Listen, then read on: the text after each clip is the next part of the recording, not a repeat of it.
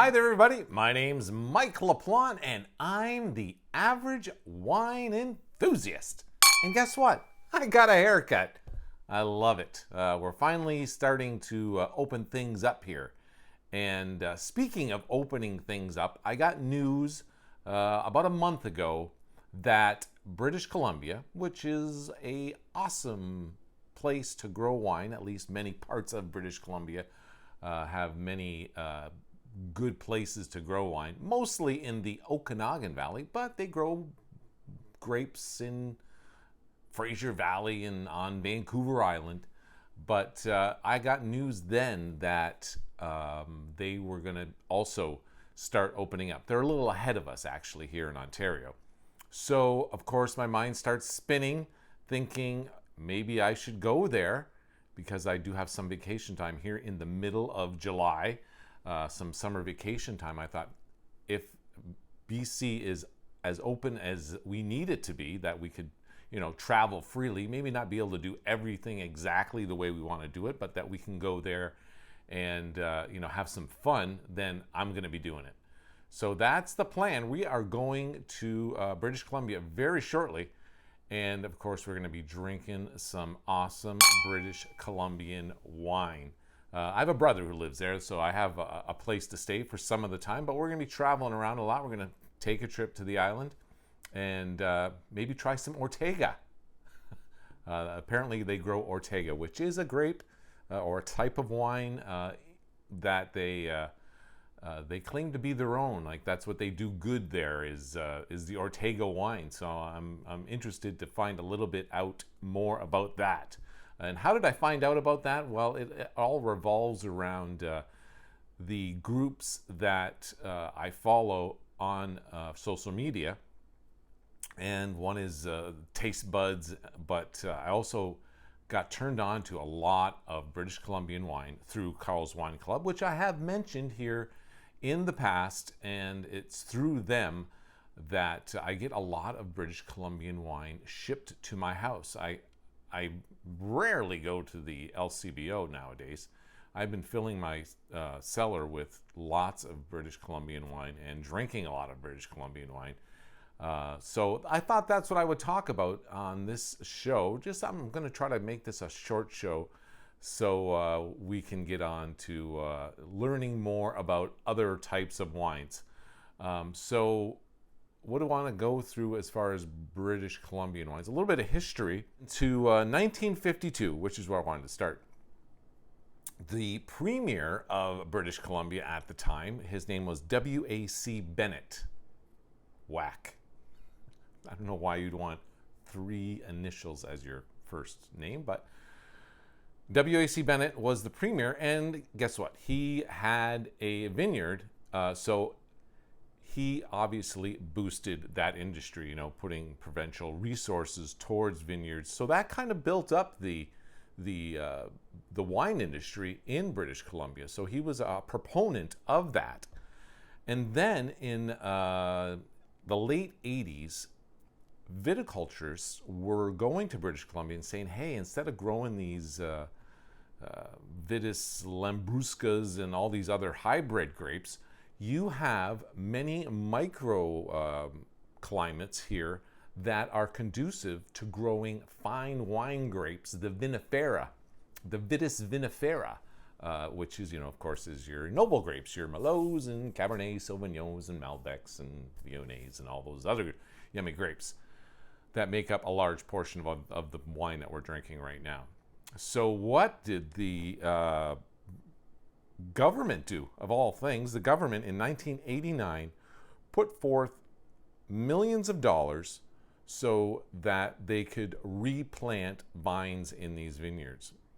So that's what they did. They took out all the vines that were there, the hybrid vines and, the Vitis lambrusca vines, and they put in your Merlots and your Cabernet Sauvignons and whatever else they thought should be put in there. That's the problem. You're putting in vines that you don't really know what you're doing. And to this day, we're still learning what should be growing in British Columbia. You gotta follow the terroir, you gotta follow the climate, but also you gotta follow wine trends. You gotta make wine that you feel folks are going to drink. Do they want something really fruity? Do they want something complex? Do they want old world? So you gotta take all these factors into account when you're putting your vines in the ground. And then, of course, you got to have winemakers that can make wine out of the grapes that you put in the ground. So there's all that as well. So in 1989, which wasn't really that long ago, that was math, I'll tell you, 32 years ago. So that in terms of old vines, the oldest vines in the ground are 32 years old as far as this massive replanting of the vines that occurred in 1989, which a lot of vineyards took advantage of. And since then, tons more of vineyards have been created. And of course, they're learning from the mistakes, successes of the vineyards that were there initially. You got your Mission Hill. I know Lang was there as well. The McWaters started a winery out there too. I'm not sure if it was Sumac Ridge or not, but it was around 20 years ago. I knew that because I went to British Columbia about 20 years ago to visit my brother, who had been living there for, I don't know, at that point, 5, 6, 7, 8 years. I don't even know how long he's been gone, because he's never really gone. I go visit him often, and he comes here. So, Tom and Lynn, love you guys. So, back in those days, like 20 years ago, when I would go there, I realized that the wine was different from the wines that were made here in Ontario, for sure. But back then, I was at the very beginning of my wine journey, as it were. I would taste wine out there and realize there was a certain quality to it, but it was very inconsistent. I know Merlot was big out there. Merlot was probably one of the most popular wines around 20 years ago. Even in California and British Columbia, and of course Bordeaux wines were peaking at the time, if they're not still peaking right now. And the Merlot, I would have to say, was inconsistent. Why do I know that? Because I remember going to visit my brother, and I brought a bottle of Merlot. It may have been Sumac Ridge. I don't recall, but I remember bringing a bottle of that with me from his house, and I drove up to Whistler. And I remember drinking that wine at a guy who I knew who worked up there. And I just thought to myself, wow, I thought I liked Merlot. This is before I realized that, all Merlots are not created equal. So, needless to say, we've come a long way, babies. In fact, I'm just realizing this now, I am drinking a 2015 organic Merlot out of Summerhill, because they do nothing but organic stuff at Summerhill, which is in the East Kelowna area in British Columbia, which is right at the top of the not at the top of the Okanagan Valley, but it's in the northern part of the Okanagan Valley, and this is a delicious wine, I have to admit. Haven't had any bad wine out of Summerhill, to be honest with you, and I definitely plan on visiting there when we go there very shortly. I'm a member there, so I should pop in there and say hi to the folks and get a tasting. Should be lots of fun. So back to British Columbia wine. They're figuring out what to grow still, sort of. I think they're realizing the boundaries of what they can grow and what they should grow. I was listening to Carl of Carl's Wine Club talking about Sal D'Angelo, who happens to be from this area. He grew grapes and made wine here for a number of years before he moved out there, and he wants to grow Viognier and grow or make wine with Gewürztraminer. So we're branching out, and there's the Segarebe, which I recently had, which I thought was fantastic, and the no, it wasn't Lunessa. Oh, there's another wine that I just had. It was another white wine, which I thought was fantastic. Wish I could think of it. I'll put it up on the screen right here somewhere. And yeah, I'm having a little brain fart here. But anyway, so they're still growing, still figuring things out, still maturing. You know, you got places like California that have been rocking it since the 70s when they did the Judgment of Paris there, which I'm mentioning again in this show. I know I mentioned in the last show. And of course, France has got it going on because it's France and they've been doing it for hundreds of years. So, you know, things tend to settle into what the best way to do things. And I think British Columbia is really knocking it out of the park with a lot of the wines that they're growing. I want to say that in British Columbia, when I started going there, I never even saw a single varietal Syrah, let alone a Malbec, while I was there.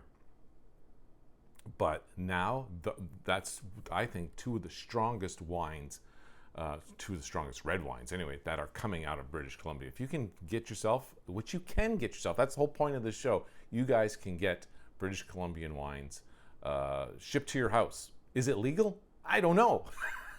But I think the way they're doing it, it's good because we are getting the wine here in Ontario. You won't find the Pure Laters or the UPS guys or the FedEx guys shipping your wine to you, but it does get shipped in climate-controlled vehicles, and when it gets here, it's perfectly good. As far as finding out which grapes to grow, they also are getting, since it's becoming a really, I wouldn't say popular, but people are realizing that the grapes coming out of British Columbia are great grapes to make wine with. You're going to get a lot of outside talent who want to be there. So all the best talent comes there too. And even with the talent that is homegrown there is lots of knowledge still being infused into the winemakers that are there. Can you tell I'm shooting video on a somewhat cloudy day? So if you notice the lighting go a little wacky, sorry about that. Adjust your eyeballs. Thank you. So another aspect that makes British Columbian wine so awesome is the people who grow the grapes there. It's like there is a very special kind of passion that you have to invest yourself into the wine industry. And most of the, I shouldn't say most, but I know a lot of the folks who have vineyards and wine operations in the Okanagan, which I've had the opportunity to listen to a lot of them talk about their business and how they started and, you know, what they do to make their wines. A lot of these guys are extremely passionate about, you know, doing it biodynamically or doing it organically or, you know, just doing the right thing to make great grapes. Because like Sal D'Angelo said to Carl, of Carl's Wine Club, Carl Boucher that is, he said quality is grown. So the quality has to come from the vineyard. And Sal, like many of the winery owners, vineyard owners, look at themselves first as farmers and custodians of the land. So it's all about the earth. I've heard so many winemakers and vineyard owners talk about the grapes they grow. I wish I could remember all their names and all their stories that go with them. But one of them that I listened to recently was saying that he could feel the energy in the vineyards, or it was like coming from the plot of land, and he knew that he had to grow grapes there. Another thing that I really love about the wineries in British Columbia is a lot of them are family owned. And you can tell that, you know, there's the passion and there's the love of what they're doing, and just the atmosphere around the vineyard and in the winery. You can tell it has that, you know, small mom and pop kind of feel to it, but not too small mom and pop, because there's a lot of mom and pops who don't really know what they're doing. But a lot of the ones in BC are really knocking it out of the park. I can always tell when I go to a winery, it has, you know, you can tell that every decision about the winery itself was made in a corporate setting, you know, from, you know, the color of the benches to the length of the bar and how much stainless steel do we use and all that kind of stuff. You can tell it's corporate, and even, you know, the architects they use to build the places that they're building, you know, they tend to be a little larger, a lot more airier. I'm not into that so much. I like that that kind of cozy feeling when you go into a tasting room and you feel the love, if you know what I mean. And finally, another thing about British Columbian wineries that I love is they're making small batches of stuff. I know I've talked about some wines here, and a lot of the wines have right on the back of the label how many cases of that wine were made in that particular vintage. They tend to be smaller batches of wine that they make. And how does that affect the quality of the wine? It affects it greatly, I feel. That you're going to get a small batch of something, the quality that is built into that, it can't stray anywhere because it's so confined to, whatever the 6 barrels that are there, or the 4 barrels. I mean, I've seen the back of labels saying, they only made 100 and something cases of one particular wine. So you can tell that you're going to get some quality based solely on the amount of wine that they made from that batch of grapes. Okay, we've come to that part of the show where we talk about what the average wine enthusiast is drinking now. If you follow me on social media, which you should, I'm on Facebook, Instagram. That's about it. That's where I spend most of my energy.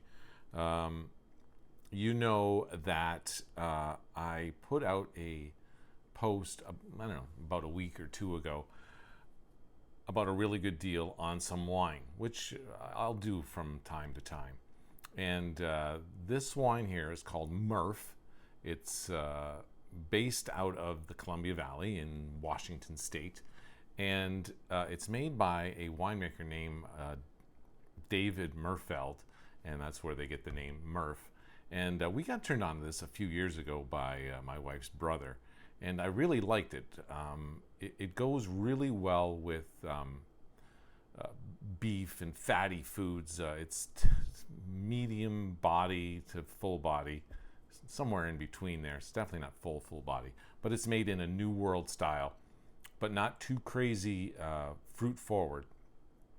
But the complexity is minimal, let's just put it that way. However, the body is awesome. Tannins nice and firm, and the texture is awesome as well, and the finish is amazing. A really good value wine for, I think it went on sale for $20.95, and it normally goes for $24.95. So $25 bottle of wine. Save a few bucks and buy a bunch of it. So that's what I did. I went on social media and posted that the LCBO has this wine. Go out and get as many bottles as you can. So I just went online, ordered a case of it, and gave a few bottles to my wife's brother, and the rest are in the cellar. And these are awesome wines to pull out if you're, barbecuing some burgers or some steaks, or, having some pasta. Pull out a bottle of Murph, and you will not regret it. So I guess that's going to do it for this episode of the show. I would like to thank you all for watching, and I'd also like to thank the Big Organ Trio for letting me use their music in the show. If you have any friends, tell them about the Average Wine Enthusiast, if they're into wine just as much as you are, because right now you're watching a video about wine on YouTube. If they're into that kind of thing, or maybe they're just getting into their wine journey, well, let them know about the show, and they can learn a thing or two just like you are as well. If you have any comments, leave them down below. Any questions, let me know. I guess that's going to do it for now, everybody. Until next time, my name is Mike LaPlante, and I'm the Average Wine Enthusiast. Salud!